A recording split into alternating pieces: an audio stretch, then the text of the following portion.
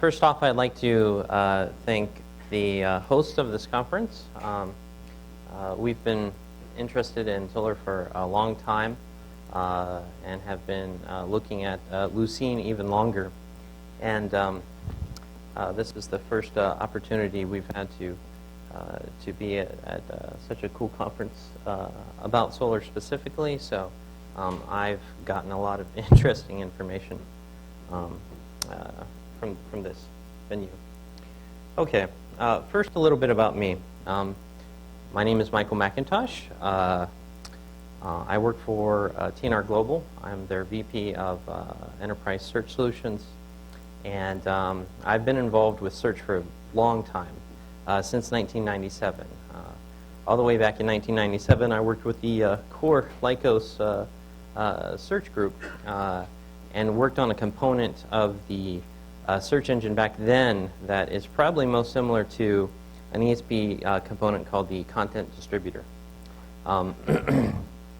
TNR Global, the company that I work for, is a web development and search integration company. We're based in Western Massachusetts, and we're primarily a Linux shop. We use a lot of Linux, Apache, MySQL, PHP. On the search side of things, we primarily focus on using Python, Java. We've done some C#, we've done some Ruby, but our primary focuses are Python and Java development for the integration side of things.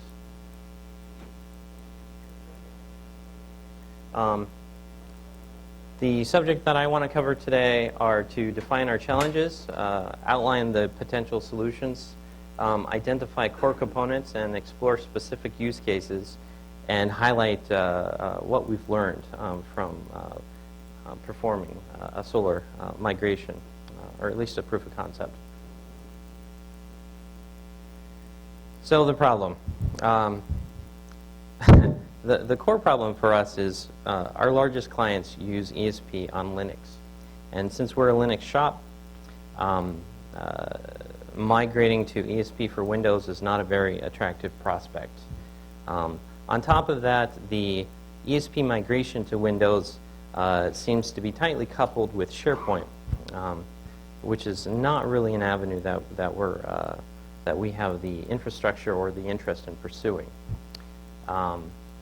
And based upon the latest information that we have regarding fast acquisition from Microsoft, there's no future for ESP on the Linux platform.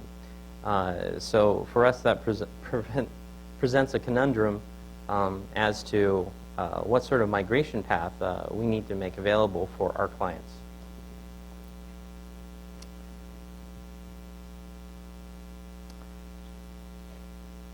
We're primarily search agnostic, so we're not tied directly to a particular search engine technology.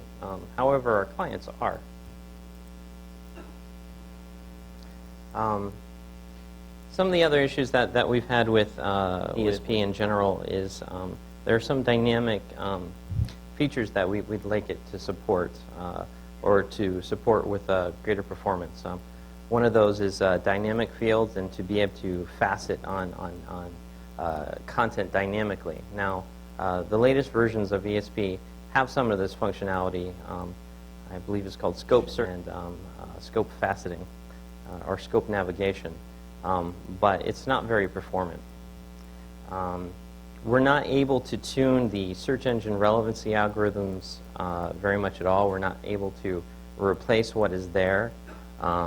So a lot of that is just a complete black box to us. And since I've been involved with search since 1997, there's a lot of things that I have a deeper understanding of that I would like to be able to tune and modify to better suit our customers' needs that, frankly, we're not given access to. So we have to come up with a search migration path for our clients. Some of the issues that our clients face is that they have a lot of structured and unstructured content. They need a search solution that is scalable and fault tolerant. and it needs to be very flexible and support a lot of different functionality. Most of our clients focus on product search, so we need to be able to have product taxonomies and to support drill-down navigation on dynamic product attributes. These are things that ESP doesn't really support very well. It has a model where you primarily have to statically define a bunch of fields, and we've explored that approach, and it's an approach that works okay for us, but something like Solar that supports dynamic fields out of the box is very attractive. So we've chosen the Apache Solar Search Platform for this. Some of the features that we like about it is that it's robust and powerful. It has an active development community. There's pretty good documentation for the solution, and there's a lot of support options. I'd like to talk really quickly about support options. Historically, we've gotten support from FAST, and it's been pretty good. We started working with FAST in 2003, and I have to say that between 2003 and up to 2007 and 2008, support just kept getting better and better and better. We were amazed how quickly support staff were able to respond when we had really dire issues. And one of the problems for us is that usually we only contact support when it's a really hard problem, because anything that's straightforward we're able to figure out a long time ago. Our most recent experience with support for FAST ESP under Microsoft has been really disappointing. We've, again, only primarily contact them when we're really hung up on something, and it is a hard problem. But just even submitting a support ticket is difficult with the Microsoft approach. I had to wade through a bunch of documentation and get all these different IDs, and I built a ticket, and I used the file info tool, and the support form didn't work. Then I called Microsoft support, and someone triaged me, but they took down very minimal information after I just spent half an hour collecting it all, and said someone would be in contact with us. Then it took several hours before someone actually was in contact with us, and I wasn't able to understand them. I was finally able to communicate. We should converse via email, and there was a larger delay, after which finally I received an email asking me for the info tool dump, and more details than the triage person provided. It gets worse from there, but I'm not going to go deeper into that right at the moment. So Solar is very attractive to us, but we're used to working with a commercial search engine. It has a lot of really awesome features, but ESP has a lot of really awesome features. Some of our favorite features are the document processing pipeline, aspects of it like the node controller for doing services management and cluster management. I'm a big fan of clarity. It gives me a good idea actually what's happening on the system. It's showing me what the indexers are doing. It's showing me what content is being fed.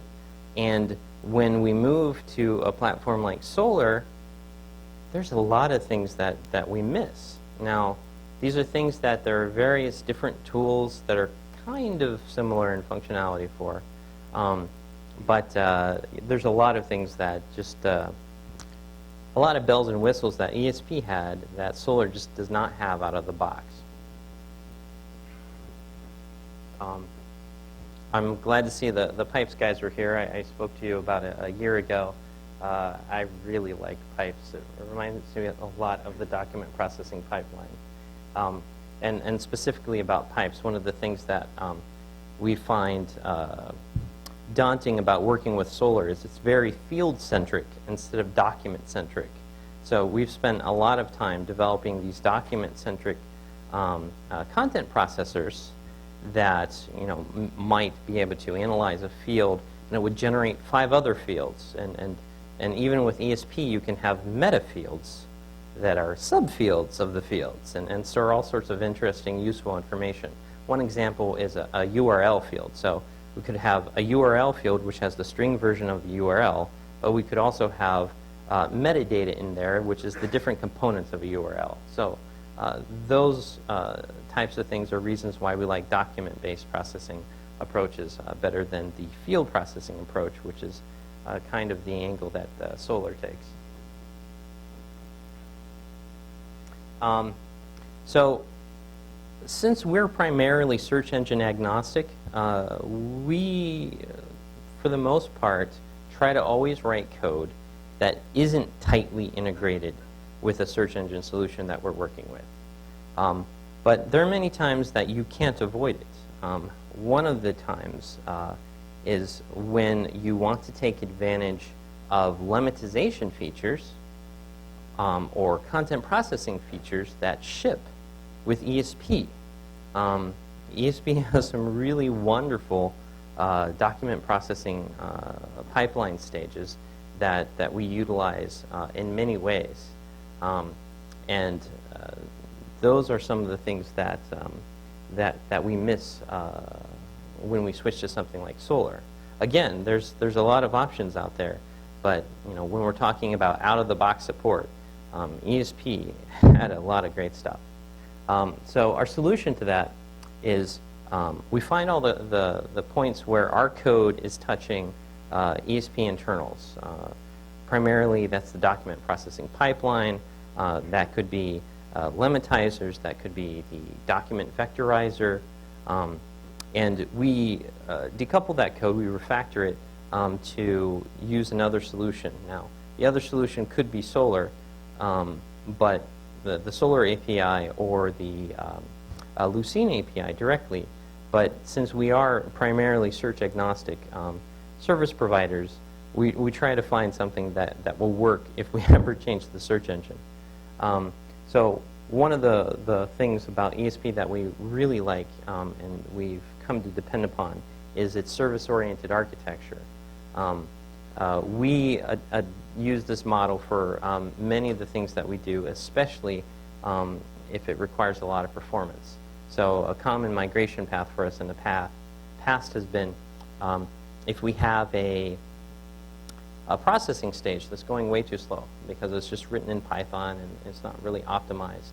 One of the things that we've done in the past is we've ported that over into Java. We've made it into a service, and we've adjusted the Python stage just to communicate with the Java service.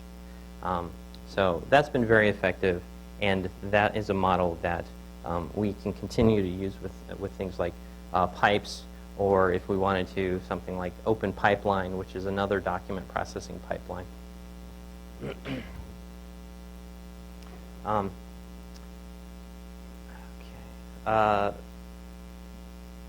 I've already covered the fact that we're fairly platform agnostic. So there are many things in building data before it goes into ESP that have nothing to do with ESP. It has to do with connecting to the customer's databases. It has to do with transforming XML into a format that can be imported into ESP.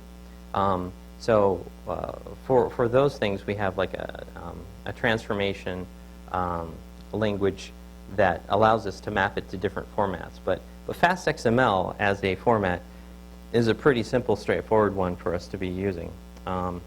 And for Solr, it's just super easy to get content into the system. It's fairly easy to get content into ESP, but you don't have a lot of choices about how you do that. Primarily, you either use the API or you use the file traverser. That's been our primary experience. So what are deal breakers for our clients? Well, since our clients are primarily focused on product search, we have to be able to support taxonomies. Currently, they have a very shallow taxonomy that's only 2 levels deep, but we anticipate having deeper taxonomies in the future. Another thing that we have to support is product attributes, drill down navigation on product attributes. The unfortunate thing about this is that the product attributes are numerous, and they could be anything, and they're in a state of constant flux.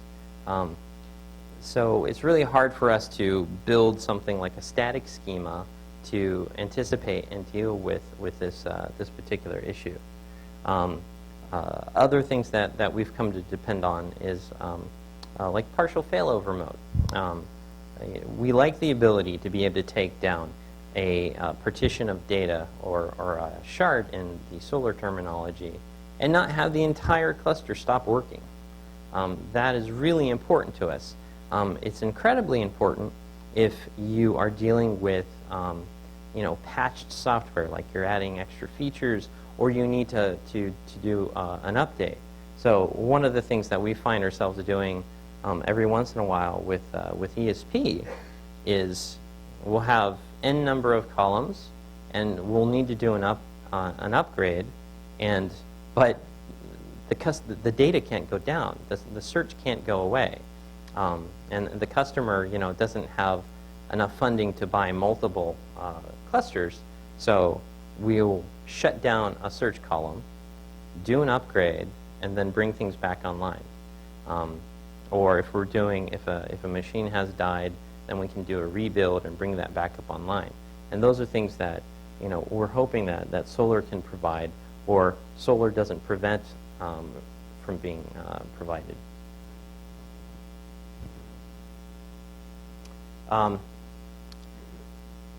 So the primary content that we deal with is extremely unstructured web content that is controlled by a third party. So we never have any idea as to what format it will be in, whether it will even be valid HTML. And some of the websites they're static, and other ones are dynamic. So when we're doing a refresh crawl to figure out if we need to reindex content, some of the dynamic fields always say the content has changed. Whereas the static, the static websites, they say nothing has changed in years, so just keep on trucking. So the FastESP crawler is pretty smart about dealing with those situations.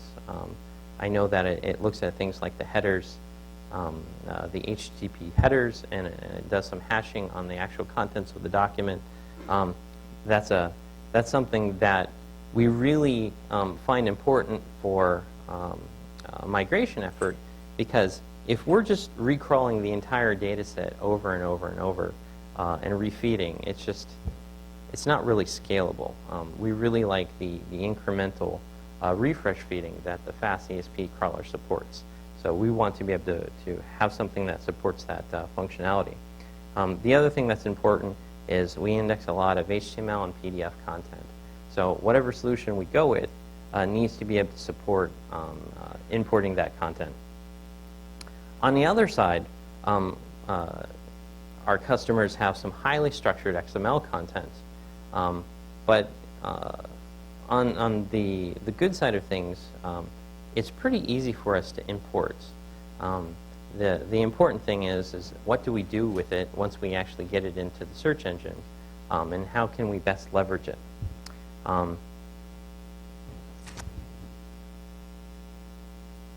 So something that we've looked at before, even when we were working exclusively on ESP installations, is we've evaluated the Heritrix web crawler. One of the reasons why we were looking at the Heritrix web crawler is we were trying to diagnose a problem with the ESP web crawler and wanted to use another web crawler just as a sanity check. One of the things that we really liked about the Heritrix web crawler is we were able to make it behave very similar to the ESP web crawler in terms of a site search specific crawl. When we crawl content, we have a list of seed URLs. The web crawler hits the site, and we do not want it to explore off-site. or go off-roading, because if that happens, it causes a lot of problems.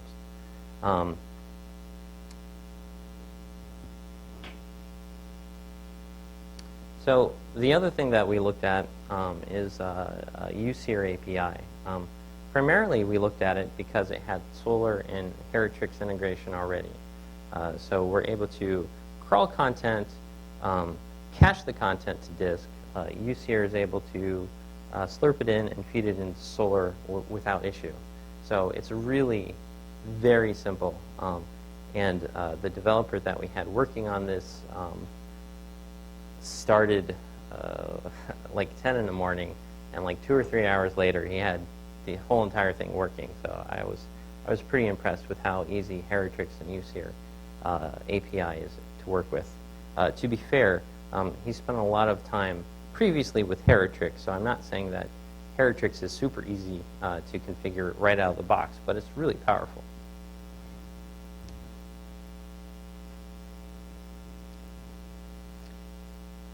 Okay, I already covered this. Okay, so Solar supports a number of formats right out of the box: XML, JSON, CSV. We're able to easily import fast XML into Solar. I also know that there are some of the pipelines that are compatible with Solar that have fast XML readers. I think one of them, I think Pipes might have a fast XML reader. Oh, okay, you have an exporter, okay.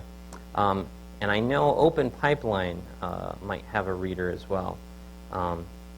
So, you know, that's pretty straightforward. So we found data import, especially if you have structured content, is really trivial. That seems to be the way that the majority of people use Solar, instead of actually using it for indexing wildly unstructured web content.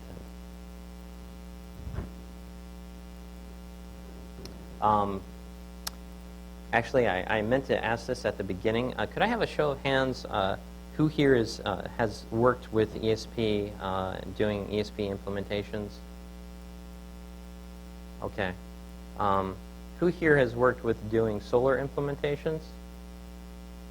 Okay. Cool. So for who here has worked with Solar implementations that has never worked with ESP? All right, you guys, I'll talk to you.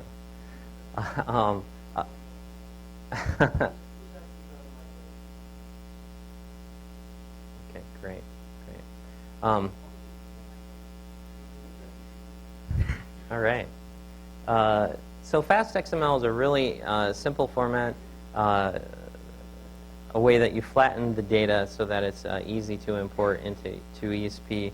ESP ships with some document processing stages that are able to read fast XML and import it into the system for indexing.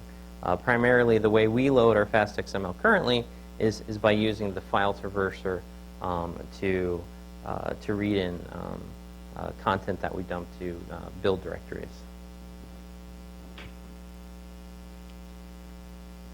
So when we look to see if Solar supported arbitrarily nested hierarchical taxonomies, it looked like it didn't support that at all out of the box. After doing a lot of searching, we were able to find some ways around this. And it's really a pretty easy problem to solve if you have a very shallow taxonomy.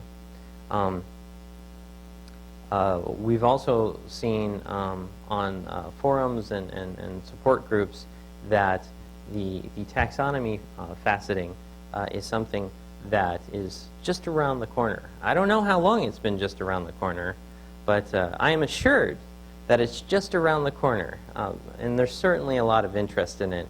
And given the active and passionate development community that's out there, you know, I can believe that it is imminent, even if we have to submit code ourselves.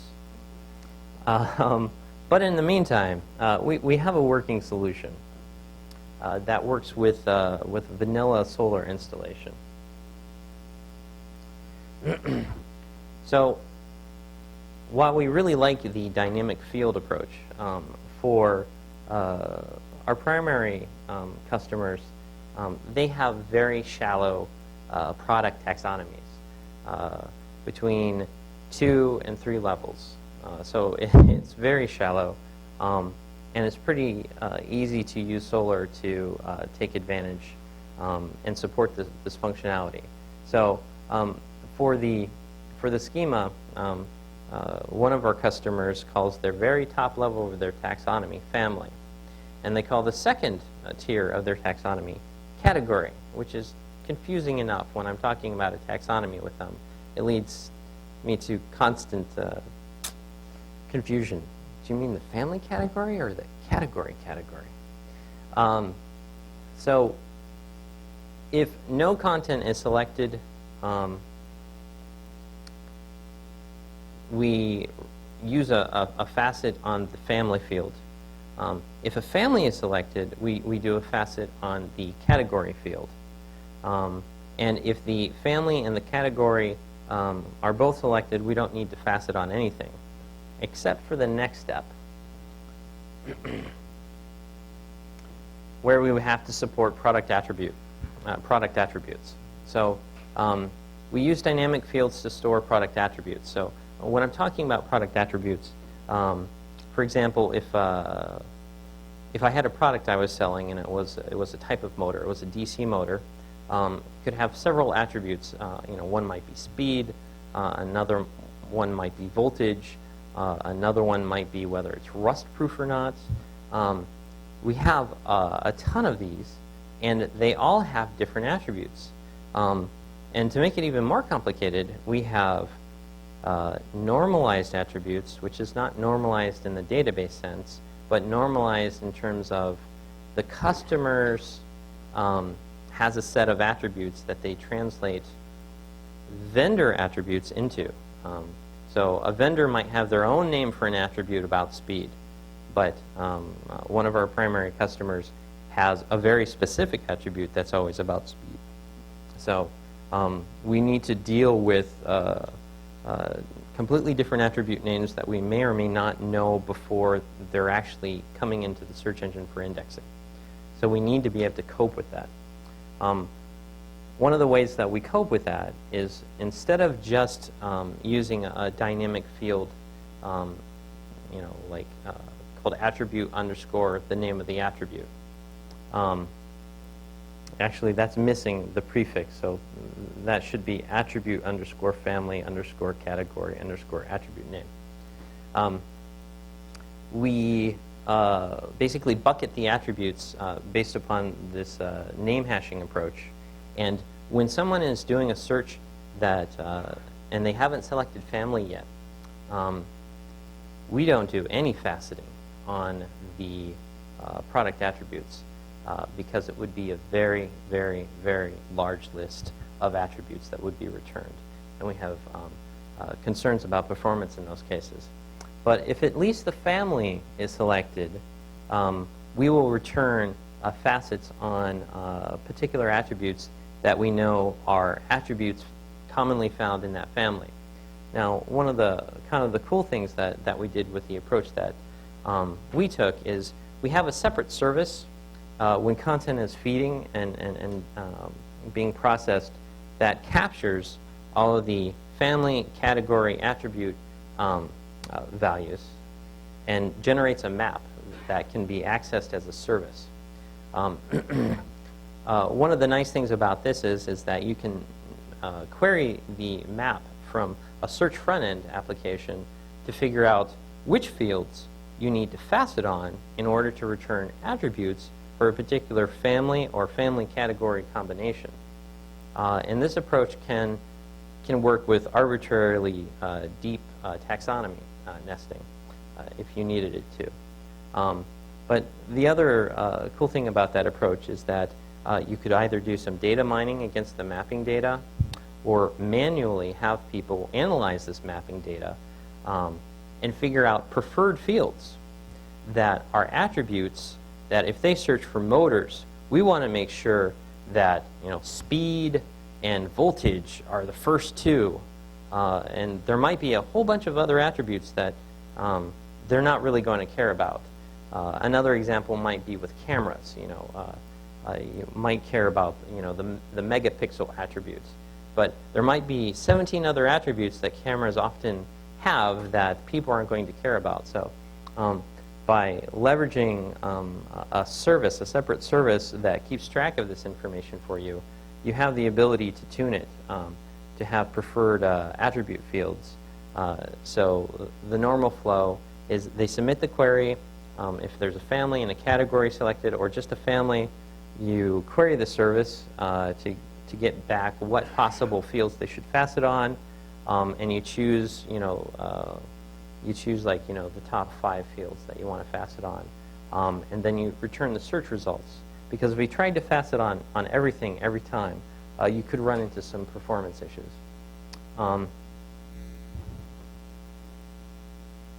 Okay, so ESP features that we miss. I really miss the ESP administrator interface. It was very powerful. I was able to get a bird's eye view of everything that was occurring in the cluster. I was able to see all the nodes in the cluster. I was able to see partitions. I was able to see exactly what the indexers were doing. I was able to see if content was feeding or not. This is really important, especially when content's not supposed to be feeding, when you're doing maintenance. There's been more than one occasion in which there's some sort of croned feed service or some triggered feed service, and I'm trying to do maintenance, except the indexers will never suspend. Or something else is strange going down, and the node controller just isn't listening to me because that indexer just has business that it still needs to attend to. So we miss the monitoring interfaces. We miss all of the huge number of data connectors, including the data connector API. I mean, ESP has an amazing number of connectors, like out of the box, that it supports. PDF documents, Word documents, PowerPoint, all sorts of stuff that when we first started playing with Solar, we were wondering where all of this was. And we're just hoping that it was some documentation we hadn't found yet. But primarily the solution there appears to be just third-party or open source solutions. And my absolute favorite part of ESP, it's very close and dear to my heart, is the document processing pipeline. I really love that plug-in architecture, the way it works. I'd be happy if it was a little faster, but with something like pipes that uses stackless Python, you can achieve something like that. If you use that combined with like a Java service-oriented architecture, you can move services into really, really highly performant languages only when you need to, and just talk to them with Python.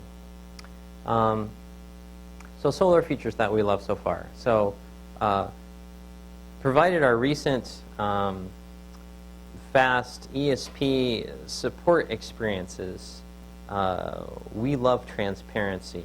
We love being able to track down and talk to passionate developers. We have a really rough time tracking out any ESP developers to talk to about why our second search row isn't working correctly, or why the indexers are going crazy all of a sudden when they've been okay for the last year. So I have a feeling that if we run into issues like that, we can just post to the publicly available forums, and someone who is grappled with a similar issue will take a stab at helping us out. The way it is right now for ESP, we have to jump through a bunch of hoops, and this is support that we've paid for, and we have to jump through a bunch of hoops, or support specifically that our clients have paid for, and we're jumping through a bunch of hoops just to get decent support there. We love the dynamic fields and the runtime faceting support. It's akin to an earlier discussion we had about NoSQL, although I personally hate that name. where if you didn't anticipate every single field that you want in ESP, you might have to do a complete cold re-index if it's not properly in the schema. With Solar, it's very flexible. We can just sort of add new fields when we want to, and we can decide at runtime what we want to facet on. And again, we love the active and passionate development community. I'm really impressed with how many features have gone into Solar over the space of the last couple months. So it's just, you know, it's a very impressive thing to us. So what we've learned so far is, as long as you're working with structured data, your migration path should be pretty straightforward, unless you're doing really crazy complicated things with it. But actually getting it in there and making it indexable is a pretty straightforward thing to do. The pain points that we've encountered is when you have to do anything that involves unstructured content. There's a lot of things that don't come with Solar out of the box. It's not batteries included when it comes to that. If you don't control the web content that you're crawling, you have an even larger challenge ahead of you, which is making the content, you know, cleaning the content, classifying it, making it actually be useful. Because if you have control over the web content that you're crawling, it's really easy for you to do content extraction on it, because you could insert a tag, you know, and identify the good part of the document. Or have a completely separate rendering template that's just the title and the text. But yeah, it's pretty tricky so far from what we found with Solar.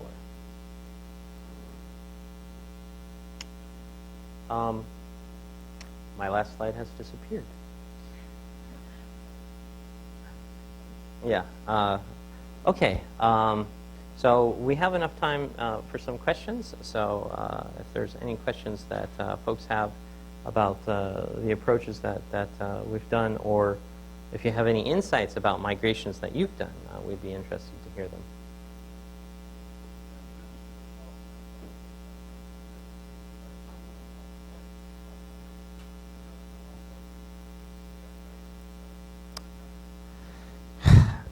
No, I didn't suggest an alternative. The alternatives that we know of is, I believe it's Basis,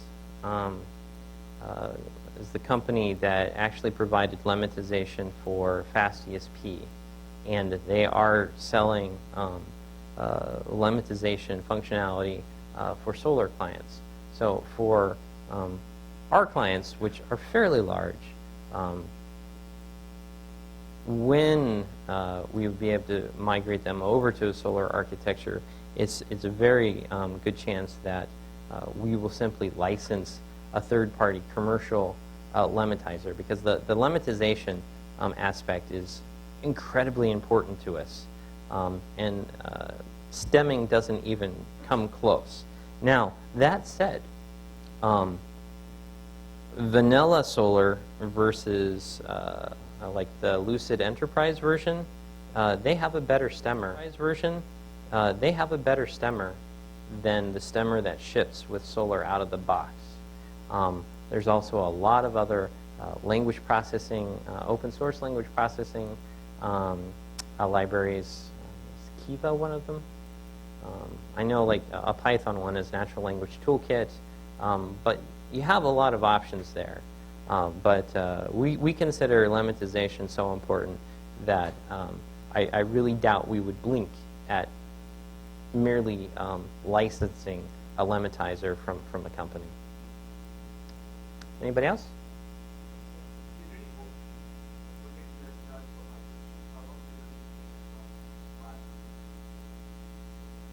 Well, this work is pardon? Yes, so the question is, for the Solar migrations that we've done, how long does it take to migrate from FastESP to Solar? The ESP migrations that we've done are speculative at this point. Our current customers are at least a year or two out before they'd be willing to even consider transitioning from their ESP installations. That said, we want to make sure that before they ask for it, we're able to do it. And knowing the way our customers are, by the time we hear about it, they'll want it yesterday.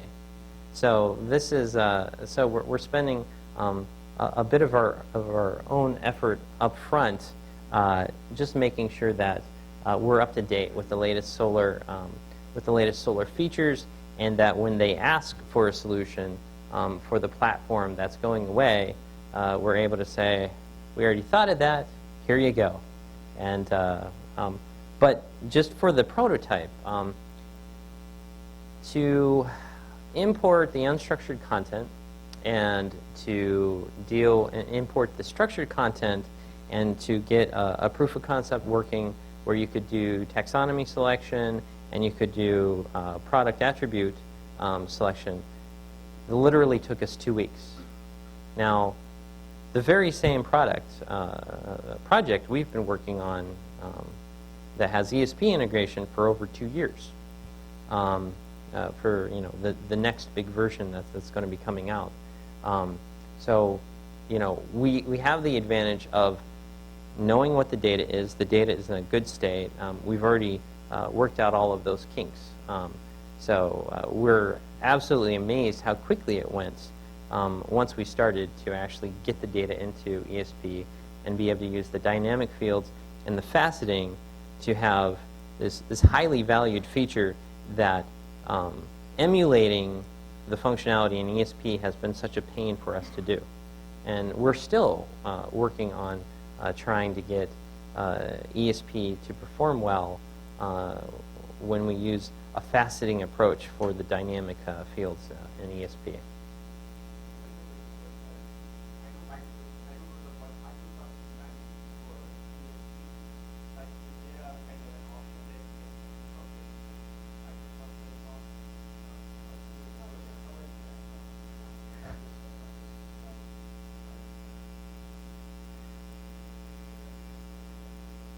Yes.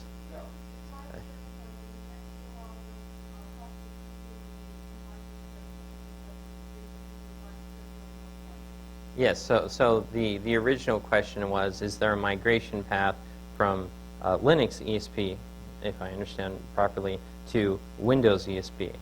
And it appears that, that Microsoft is focusing exclusively on SharePoint ESP integration. I don't know for certain if ESP as its own standalone product will continue to exist. For lack of a better term, we've had bake-offs before where we've pitted ESP technology and specifically our expertise with ESP against other companies such as Endeca, MarkLogic. I like those guys. They're nice guys. What were some of the other companies? Atevia? Okay. Yes, so we've looked at several different approaches, and the answer that we came back from the commercial side of things has been fast ESP is really well suited to meet our customers' needs. Now, based upon the migration issues and the fact that we're primarily a Linux shop and our customers primarily utilize Linux infrastructure, it's not very attractive, and we've long thought but have not been forced to explore that open source search engine solutions like Solar are completely viable approaches that you don't deal with the licensing and other concerns. And another thing that I didn't touch on in my presentation, but I actually gave a talk about in New York, is we leverage cloud computing platforms a lot for development efforts. And one of our concerns there is that the cloud computing platforms like EC2, which is the one that we use the most, generally are not really well supported by the different search engine vendors in terms of deployment. Now, in terms of development, it allows us to be very agile, and something like cloud computing platforms go hand in hand with open source software, pretty much, when you don't have per machine licenses and things like that.